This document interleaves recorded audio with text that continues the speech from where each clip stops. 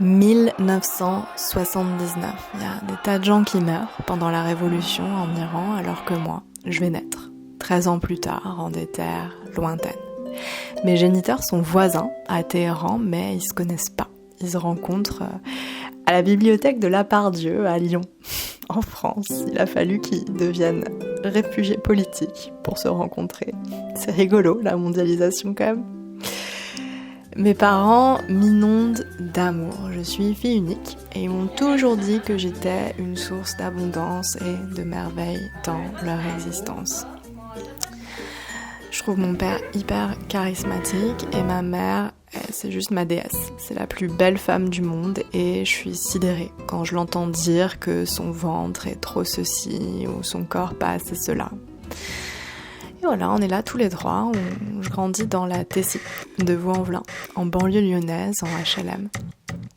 Genre, pour vous donner une idée de l'ambiance, mes amis me demandaient laquelle était ma voiture pour être sûre de ne pas l'abîmer quand ils avaient prévu d'aller jeter des cailloux sur les voitures les soirs. Donc, malgré l'ambiance HLM, malgré l'ambiance vaudaise, malgré la ZEP, j'ai toujours eu le sentiment d'être super riche. Surtout parce que je me sens très aimée, en fait. Je pense que c'est surtout ça. C'est la richesse, c'est l'amour de ma famille. On va voir la famille, d'ailleurs, aux USA chaque été, depuis que j'ai 1 an. Ça me donne l'impression d'être très riche. Et puis aussi, on a un ordinateur avant tout le monde, on a le Minitel avant tout le monde, on a Internet avant tout le monde. Et j'ai tous les jouets dont je peux rêver. Donc la vie est belle, quoi. Et puis aux USA, c'est fou parce que mes oncles et mes tantes, ils me couvrent d'un amour mais hyper enivrant, alors que je les connais pas. Et tout le monde m'adore. Et assez vite, je m'y fais. Je trouve que c'est juste la base, en fait, d'être aimé autant. Et je mets du temps à réaliser que tout le monde n'a pas cette chance d'être aimé autant. Mais voilà, pour moi, c'est normal. Et par contre, je suis jalouse de mes cousins, cousines. Je les envie furieusement parce qu'ils grandissent ensemble, alors que moi, je suis seule en France. Et rentrer, c'est toujours un déchirement. En France, bien sûr, il y a mes parents, et puis il y a l'école. L'école, ça me fascine, et ça m'angoisse. Mais je suis brillante. Ils veulent me faire sauter 2 classes. Et même si ça me flatte, je me dis qu'il y a un malentendu, que je suis un imposteur, que je les ai bien eus, qu'ils se rendent pas compte, que malgré mes résultats au test, c'était du bluff, et je refuse. Et puis je prétexte que je veux rester avec mes copines. En vrai, j'ai pas vraiment de copines, mais j'aime quand même beaucoup la primaire en ZEP avec tous les autres. On était que des enfants d'immigrés. Il n'y avait pas de blancs. Et je mets longtemps, ça aussi, à m'en rendre compte. Il faut prendre l'autocar. L'autocar, ça arrête devant l'école. Charlotte descend la première. Puis je suis très imprégnée de la trilogie du samedi soir. Je me sens promise à un avenir extraordinaire, genre je vais devenir sorcière parce que j'adore Charmed, j'adore Buffy contre les vampires, donc voilà, je vais devenir sorcière ou ninja ou présidente de la République, je vais sauver le monde et ça va être incroyable grâce à mon intelligence, grâce à mes pouvoirs magiques et tout ça. Et puis voilà, mes parents veulent que, après la primaire, j'intègre le meilleur collège possible et j'entre dans un collège catho. Et d'un coup, je suis la seule tête beurrée aux cheveux noirs. Tous les autres sont blancs. Et c'est chaud. J'ai toujours d'excellents résultats, mais je suis stigmatisée comme musulmane juste parce que je m'appelle Yousefi. Et j'en garde pas un super souvenir. Heureusement, je me casse assez vite parce que mon père devient proviseur adjoint et il est muté en Auvergne.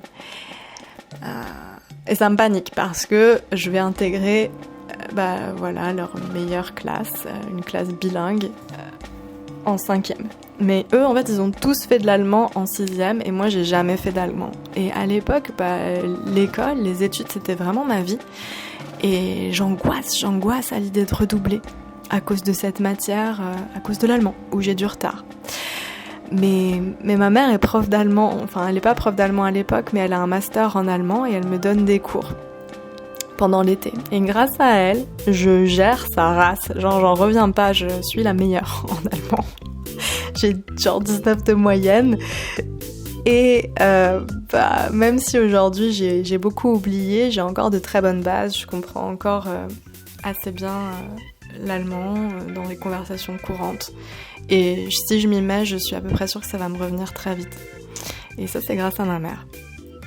Donc l'allemand, ça devient ma matière préférée avec l'anglais. Je suis super forte. Je suis douée pour les langues et j'adore les maths aussi. Je trouve ça très poétique. Mon père était prof de maths avant de devenir proviseur et j'adore en faire avec lui, c'est trop chouette. J'aime beaucoup les Auvergnats aussi. Je continue à avoir de très bonnes notes à peu près partout jusqu'à la 3e, jusqu'à la puberté quoi. Et petit à petit, chagrin d'amour sur chagrin d'amour, j'arrive plus à penser à autre chose qu'aux garçons boutonneux qui brisent mon cœur les uns après les autres. Au lycée, je suis très absorbée par mes romances désastreuses.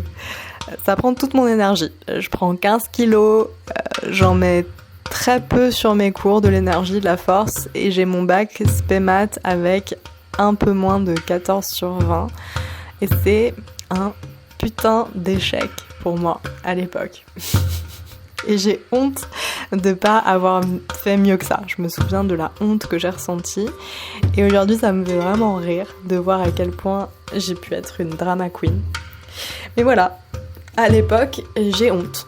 Et j'ai aussi honte d'être la seule qui comprend rien au club de maths. Mais j'adore y aller quand même parce que je trouve les démonstrations absolument sublimes. En fait, j'adore la dimension esthétique des maths. Genre, ça me bouleverse.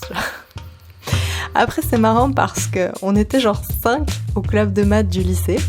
Tous les autres ont fait Polytechnique. Je crois, aujourd'hui, ouais, je crois qu'ils sont tous ingénieurs. Et moi, je suis devenue prof de yoga. Après, j'intègre une prépa littéraire.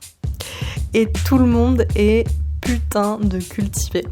Ce degré de finesse et de raisonnement de la part de mes profs, surtout, mais aussi des autres élèves, c'est vraiment un choc pour moi. J'avais jamais vu des gens aussi érudits et même si je suis loin de briller, j'ai l'impression de prendre un ascenseur social juste en passant, ce qui me donne l'impression d'être genre 50 heures par semaine avec eux. Je trouve ça incroyable que mes études en prépa soient gratuites. Vraiment incroyable. Je vois pas comment j'aurais pu avoir un meilleur enseignement littéraire en France. Même si c'est une prépa de province, c'était parfait pour moi d'ailleurs. Je pense que j'aurais beaucoup souffert à Paris. Donc la province, ouais, c'était super. Juste en écoutant mes profs parler, juste en les écoutant tout questionner et problématiser, j'apprends à nuancer, à structurer ma pensée. C'est super dur. Et je me sens pas du tout à la hauteur, mais j'apprends énormément, mon vocabulaire s'enrichit, je passe la plupart de mes samedis à écrire des dissertations et des commentaires de texte de 8h à 14h pendant 3 ans. Donc ouais, quasiment tous mes samedis, pendant 6 heures, pendant 3 ans, j'écrivais des dissertes, des commentaires de texte et je faisais des traductions.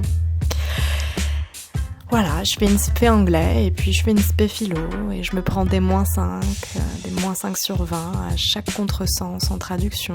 Parfois je suis heureuse d'avoir 8 sur 20. Ça m'a rendue psychorigide sur la syntaxe. Ça m'a rendue très exigeante sur la précision conceptuelle et le sens des mots pendant plusieurs années. Je me suis un peu décoincée en école de commerce parce que le niveau intellectuel était proche du néant. Et le seul avantage de ça, c'est que c'est très décomplexant. J'avais passé des concours passerelles avec le latin en LV2. Genre le latin c'est une langue morte, mais ça s'appelait quand même LV pour vivante 2. Il n'y avait pas de LM2. Et voilà, j'ai passé latin en LV2 et j'arrive en ESC dans le règne du vide intellectuel.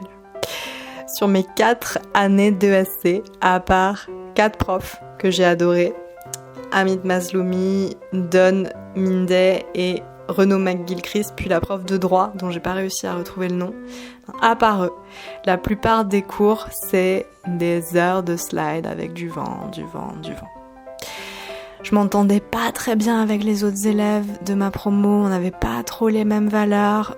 Si je suis très franche, je les aimais pas. Je détestais la plupart de leurs codes, je les trouvais superficiels à gerber. Genre les marques super chères qu'ils portaient pour se donner de l'importance, les sujets entre eux, les valeurs politiques parfois carrément racistes qu'ils affichaient presque sans s'en rendre compte alors qu'on était dans une école réputée pour être ouverte à l'international. Tout ça me... Ouais, c'était pas mon délire. Aujourd'hui, voilà, on en est arrivé à un point où la mode, c'est la transparence. Pour être quelqu'un de bien, il faut être transparent. On entend souvent des gens dire « Ok, il a fait ça, c'était pas bien, mais bon, au moins il assume. » Et alors, le fait d'assumer, ça pardonne tout. C'est plus grave, la chose en soi. Si c'est transparent, si tout le monde le sait, si tout le monde le voit, alors c'est plus grave. Il y a cette idée-là qui plane un peu dans la tête de tout le monde. Et puis j'ai jamais compris non plus l'engouement pour les open bars, donc c'est les OB, c'est comme ça qu'on appelait les soirées étudiantes, genre. Le seul OB auquel j'ai participé, c'était en tant que représentante de l'association écolo de l'école pour récupérer les gobelets recyclables des gens bourrés à 3h du mat'. Voilà, j'en reviens toujours pas que des études aussi vides coûtaient aussi cher à mes parents. Parmi les gros points positifs de cette école, il y a quand même ce garçon super avec qui j'étais en couple un long moment. Et puis il y a aussi la rencontre avec Nina, l'une de mes meilleures amies actuelles. Cette école, quand j'y pense, je lui dois quand même aussi le plus grand miracle de ma vie parce qu'elle m'a obligée à faire des stages. Et il y a surtout eu ce stage en ONG humanitaire où j'ai rencontré mon mari actuel, qui est l'amour de ma vie depuis presque 8 ans maintenant. Grâce à l'école, j'ai aussi pu faire une partie de mon cursus aux États-Unis. Ça m'arrangeait parce que j'avais une green card à l'époque et pour la garder, je devais me rendre le plus souvent possible aux États-Unis et bosser là-bas. Donc j'ai fait un premier stage en ONG à Washington dans un hôpital pédiatrique. Et en parallèle de ça, j'ai intégré une secte, sans le savoir, autour du développement personnel. J'avais 21 ans, le dev perso, c'était assez commun aux États-Unis, ça l'était pas du tout en France, mais voilà, je suis tombée dedans et j'ai fini par m'en rendre compte et en sortir. C'était ma première vraie rencontre avec la spiritualité New Age. Et je continue à digérer cette expérience encore aujourd'hui. Je parle de mon expérience en secte dans la vidéo sur la méthode Wim Hof est-elle une secte. Si ça vous intéresse, allez voir. Puis voilà, aux USA, j'ai aussi fait une partie de mes études où je me suis spécialisée en supply chain management. Là, j'ai eu le meilleur prof de ma vie, Kevin O'Neill. Il était extraordinaire et il m'a complètement redonné goût, il m'a complètement redonné foi aux études de SC. Genre il faisait des examens où pour trouver les réponses il fallait tricher et j'aimais trop ça. Il faisait des examens où les questions c'était des énigmes, mais il fallait s'en rendre compte, genre, il y a que moi qui comprenais, surtout les élèves. Je me souviens, le premier examen, on avait genre 2 heures pour le faire, et je crois que j'ai mis 25 minutes à le finir, parce qu'en fait, si on lisait bien les questions, et si on comprenait un peu son esprit tordu, il disait en fait les réponses dans les questions, il disait le troisième mot à la page 26 c'est la réponse à la question, au lieu de faire tous les calculs et tout, on pouvait juste tricher et trouver la réponse et genre il y avait que moi qui avait compris ça et à la fin j'aimais trop ça, j'aimais trop ce mec, il m'a redonné goût aux études parce que j'ai trouvé que c'était le seul prof qui avait lié intelligence émotionnelle et intelligence intellectuelle, quoi. Et ça m'a redonné la foi, quoi. Kevin O'Neill. Paix sur ton éternité. Enfin, il est vivant, le mec. Mais voilà. Et tout ça, ça s'est déroulé au nord de l'État de New York en hiver, à Plattsburgh, dans le froid. Mais à l'époque, je détestais le froid. Et mon seul objectif quand j'ai fait mon semestre d'échange aux États-Unis, c'était de rester en bonne santé et de majorer à tous mes examens parce que mes parents avaient mis un fric fou pour me permettre d'étudier là-bas. Et vraiment, je m'étais mise en mode ninja à fond parce que je savais qu'il allait faire jusqu'à moins 30 degrés et à l'époque, je pensais que ça pourrait me tuer de vivre à moins 30 degrés tellement j'étais frileuse et je connaissais pas le froid, je détestais le froid, c'était pas mon ami le froid à l'époque. Et ouais, je pensais que je pouvais mourir à moins 30 degrés alors qu'aujourd'hui, même à moins 115 degrés à poil, je kiffe ma life. À l'époque, j'étais en mode faut que tu te mettes en mode ninja. Et donc paradoxalement, ma peur du froid, mais c'est quand même le froid qui a fait que je me suis mise en mode ninja. J'ai mis en place une hygiène de vie irréprochable pour être sûre de garder ma santé. Et j'ai commencé à suivre des cours de yoga sur YouTube, donc je venais vraiment de loin. Parce que j'ai toujours été la plus nulle en sport de toute ma vie. Mais là, rester en bonne santé, ça m'obsédait. Parce que j'avais un emploi du temps un peu délirant. En parallèle de mes études en supply chain en université d'échange, j'ai pris un job étudiant à Walmart 32 heures par semaine pour soulager un peu mes parents financièrement. Et j'habitais en coloc avec 3 mecs qui avaient fait de la prison et je les adorais. Et en plus de tout ça, je suis bien sûr tombée très amoureuse. Cette histoire avec ce garçon qui me... Toujours un garçon. Et encore en plus de tout ça, j'étais dans la chorale gospel de mon université d'échange. Bref, me mettre au yoga à ce moment-là, je crois que ça m'a sauvée. Et il faut vraiment m'imaginer dans ma toute petite chambre, devant mon tout petit écran, en train de me mettre la tête en bas contre un mur en carton. Il faut savoir que avant cet épisode, j'avais vraiment aucune conscience de mon corps. Je répète, j'ai toujours été la plus nulle en sport de toute ma scolarité.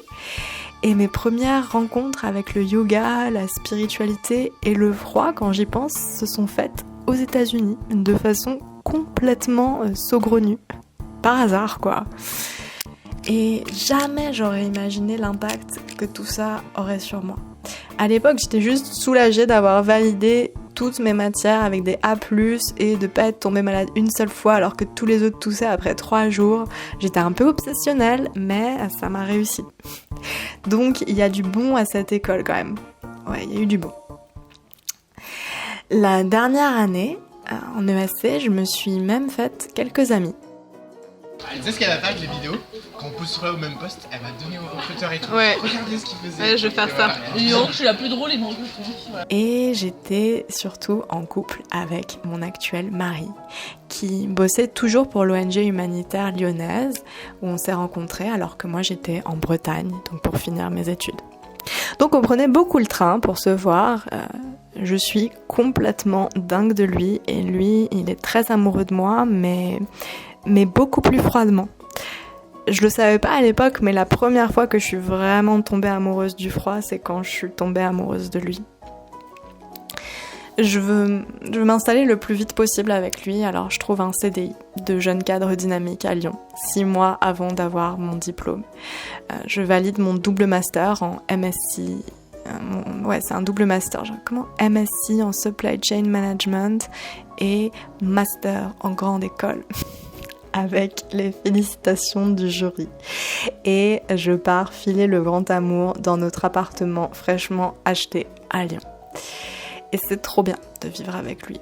Personne ne m'a fait grandir autant que lui. Mais je vais arrêter là, sinon ça va juste devenir un condensé de mièvrerie. On peut dire que notre relation est un condensé de mièvrerie, franchement, mais on s'en balèque. C'est trop bien. Niveau boulot, c'est une autre paire de manches. Je gagne mes premiers vrais salaires. C'est super agréable, mais je suis junior sur un poste qui était senior. Et je passe après quelqu'un qui est parti après plus de 10 ans de boîte et qui m'a formée en 5 jours, sans process explicite, sur pas mal de points clés du poste. Et j'ai le sentiment que tout le monde m'en veut de pas être à la hauteur. Et à l'époque, je me rends pas compte que c'est pas normal de ressentir cette culpabilité. Et je m'en veux aussi. Mais avec le temps, je m'adapte et je prends le poste. En parallèle, je suis très influencée par les premiers youtubeurs de dev perso, genre Autodisciple et Solange te parle, et aussi par Amélie Nothomb. Ok. Chère Hélène, cher Florian, un jour je viendrai chez vous parce que vous m'avez invité dans votre congélateur. Ma seule question est la suivante. Est-ce qu'il y a du champagne dans votre congélateur ? Bien sûr qu'il y en a. J'arrive. Avec qui j'entretiens une correspondance de plus en plus intime et qui tisse une amitié épistolaire très importante pour moi dans mon parcours de vie, qui continue aujourd'hui encore.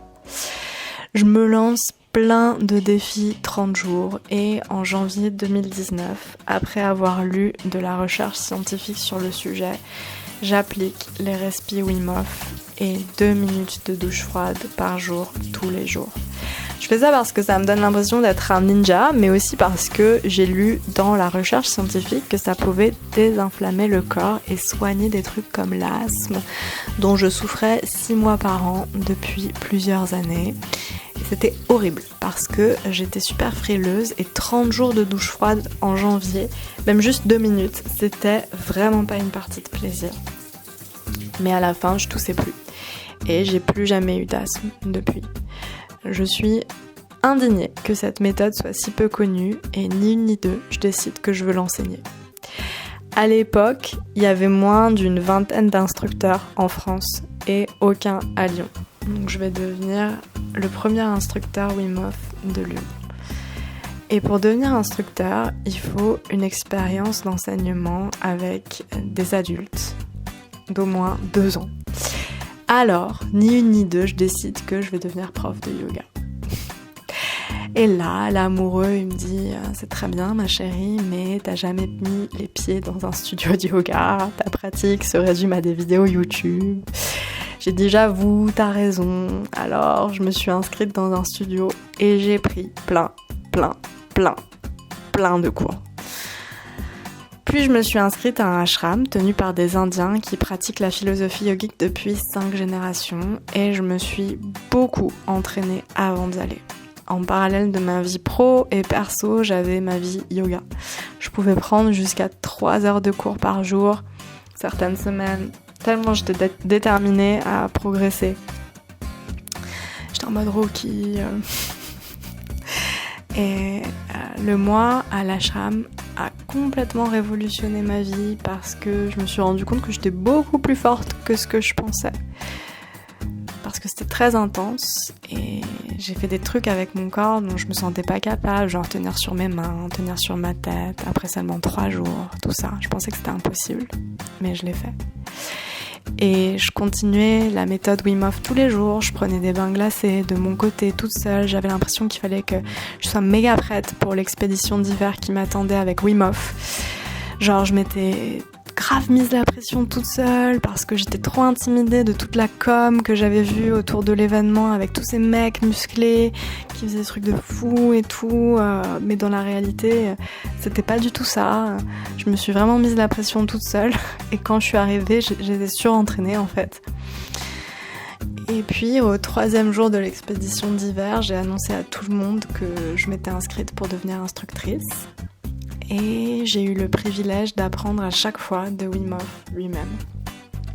J'ai démissionné en novembre 2020, en pleine pandémie, sans aucun chômage, sans aucune aide. Ils m'ont pas donné de rupture conventionnelle. Voilà. Et j'ai vécu sur mes économies. Je me suis formée à la vente, à la vidéo, au montage, au copywriting. J'y connaissais rien du tout. Donc qu'est-ce que c'est d'avoir un business, je savais pas. Et j'ai lu tout ce que j'ai pu sur la philosophie yogique. J'ai continué à prendre plein de cours de yoga différents, à pratiquer la méthode Wim Hof avec beaucoup de régularité, de plus en plus de plaisir, à donner de plus en plus de cours et de stages moi-même. Et en 2021, l'amoureux m'offre un congélo pour mon anniv. En 2022, on se marie et on part en Arctique pour notre lune de miel. En 2022, je retourne à l'ashram aussi pour passer ma certif de prof de yoga à 500 heures de TTC, Teacher Training Coaching, je crois que c'est. And 40, and 40, and 40, and 40, and 40, and 40, and 40, and 50, and rest. Et en 2022, je suis aussi certifiée instructrice niveau 2. En 2023, cette année, donc, j'ai l'honneur d'être parmi les instructeurs choisis pour bosser avec Wim Hof pendant une expédition d'hiver. Et depuis, donc ça c'était en février. Là, on est en août. J'ai l'impression de m'être un peu laissé vivre. C'est cool, hein, c'est cool. J'ai kiffé, j'ai continué à donner des cours, des stages, une conférence même. Je me suis formée en PNL, j'ai coaché plein de gens. Voilà où j'en suis cet été 2023, sur la fin de mes 30 ans. Aujourd'hui, je me questionne beaucoup sur mes croyances et j'ai l'impression de commencer un nouveau chapitre, un peu inattendu. Parce que toute ma vie, j'ai cru en une forme de transcendance, une forme de force mystique qui régnait, qui régirait l'univers. Et maintenant, en fait, j'y crois plus trop. Je ne crois plus en Dieu. Et c'est ouf. En fait, surtout, j'aime pas du tout ce que je vois des dérives de la spiritualité New Age, du sectarisme inconscient, du caractère morbide de cette nouvelle religion de dev perso où chacun prend ce qui lui plaît dans chaque tradition religieuse pour fuir la réalité. Je me dis que peut-être la vie n'a aucun sens et que c'est très bien comme ça aussi, ça me va. Un jour, il y a eu une révolution dans un pays très loin de la France et 13 ans après, je suis née à Lyon et des atomes se sont rapprochés les uns des autres, ça a fait des cellules qui ont pris conscience d'elles-mêmes et je trouve ça beau de se dire que c'est arrivé par hasard. Mon parcours, j'ai l'impression que c'est quand même vachement le fruit du hasard que j'en sois où j'en suis. Voilà, sans aucun plan préétabli, je suis devenue cette femme qui aime beaucoup enchanter son quotidien avec du froid, avec du souffle, avec des gens givrés, avec des rires, des cookies, du mouvement, du yoga, beaucoup de siestes et beaucoup de love. Dans 100 ans, plus personne ne s'en souviendra et je trouve ça beau parce que ça fera de la place pour se souvenir d'autres choses. Et d'ici là, merci de me laisser vibrer un peu dans ton cœur. Et puis, si tu veux qu'on se rencontre dans le monde physique, tu peux t'inscrire à la lettre. J'envoie 1 ou 2 lettres par semaine depuis plusieurs mois. Tu vas recevoir un cours pour t'inviter à avoir une nouvelle image du froid, de la puissance de ton mental et de la puissance de ton souffle. Tu peux te désabonner quand tu veux. C'est gratuit. Ces lettres, je les écris de tout cœur. Voilà. C'est le meilleur moyen pour qu'on communique. Je vais couper les commentaires sur YouTube parce que je pense que ça va juste faire gagner du temps à tout le monde. Mais par contre, si vous voulez qu'on communique, le meilleur moyen, c'est encore la lettre. Je réponds. Aujourd'hui, j'arrive encore à répondre, à gérer ça, mais je fais passer bien sûr mes coachés et mes stagiaires en premier. Je réponds toujours aux stagiaires et aux coachés en premier. Donc parfois, je peux être un peu longue à répondre. Voilà. Et sur ces paroles, je vous souhaite à tous, à toutes, une excellente journée, une très belle vie et je vous fais de gros bisous.